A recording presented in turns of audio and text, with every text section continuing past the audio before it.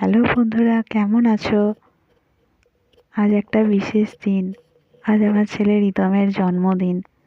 দেখতেই পাচ্ছ, একটা খেলনা গাড়ি নিয়ে খেলায় মেতে উঠেছে। এই গাড়িটা ওকে ওর মেসো দিয়েছে জন্মদিনে।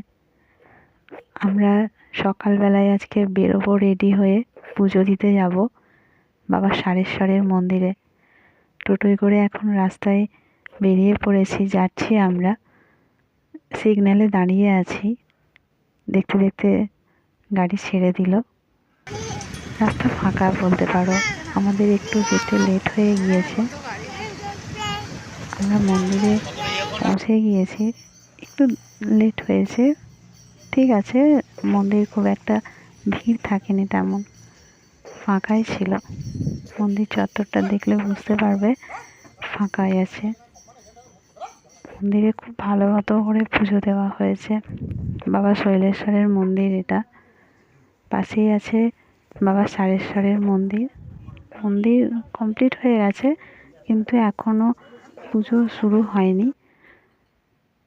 এখানে মায়ের সাথে দুটো ছবি তুলে নিয়েছি আমি। আর আমার ছেলে এই মন্দিরে বসে আছে ধূপ জ্বালাবে বলে, তো ওকে ধূপকাঠি দেওয়া হয়নি, মন্দিরেই বসে আছে।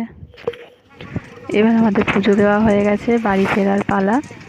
বাড়ি আসছি। রাস্তাটা দেখো, খুব সুন্দর, দুপাশে চাষ হয়। এই সামনের যে জমিগুলো চাষ হচ্ছে সেটা হচ্ছে শশা, আর পিছনের দিকেরগুলো ছিল ঝিঙে। এবার দুপুরবেলায় আমাদের ভোগ খাওয়ানো হয়েছে ছেলেকে। ও ঘুমিয়ে গেছিলো, তাই ঘুম থেকে উঠে মেজাজটা ঠিক থাকেনি। ওকে বললাম তুই বস, আমরা খাইয়ে দিচ্ছি তোকে। ও চুপচাপ খেয়ে নিয়েছে। ভিডিওগুলো করা হয়নি, কতগুলো ছবি তুলেছিলাম, সেগুলোই ভাবি তোমাদের সাথে শেয়ার করে নিই। তারপরে আর একটুও ঘুমোয়নি, সারা দুপুর গাড়ি নিয়ে খেলে গেছে। সিঁড়িতে একবার গাড়ি ফেলছে, খেলছে, এই করে যাচ্ছিল। একবার ভাত খাওয়ার আগে ঘুমিয়ে নিয়েছিল, সেই জন্য আর ওর ঘুম আসেনি। আমরাও মজা দেখছিলাম, ওর গাড়ি নিয়ে খেলা দেখছিলাম। জামাটাও এসেও খোলেনি। সন্ধেবেলায় ওকে এই পাঞ্জাবিটা মা দিয়েছে জন্মদিনে, বলি একবার পরে নে। আসলে আমাদের জন্মদিন সেইভাবে পালন করে না, তো ওই সামান্যই আর কি, একটু পায়েস আর ভোগ খাওয়ানো হয়।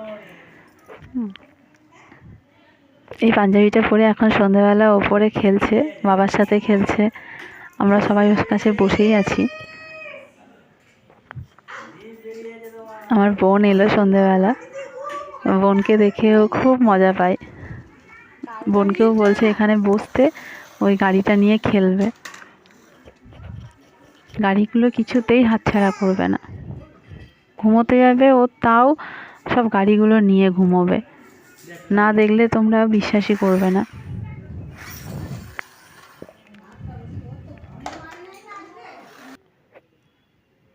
এই যে গাড়িটা মেশো দিয়েছে, এটা তো চাপতে সেদিন ভয় পাচ্ছিল একটু। রায়কে ডেকে নিয়ে যাচ্ছে গাড়িতে বসার জন্য। বলতে বলতে সন্ধ্যাবেলা মেশো আরেকটা ওকে গাড়ি এনে দিল।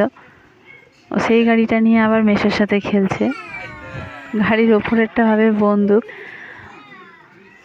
ওকে ওটা দিয়ে গুলির মতো করে দিলে ও নিজেই অটোমেটিক শুয়ে পড়ে আর মজা নেয়। সবাইকে ওটা দিয়ে ওরকম করে ও। এখন নিচে মেসোর সাথে খেলা হচ্ছে।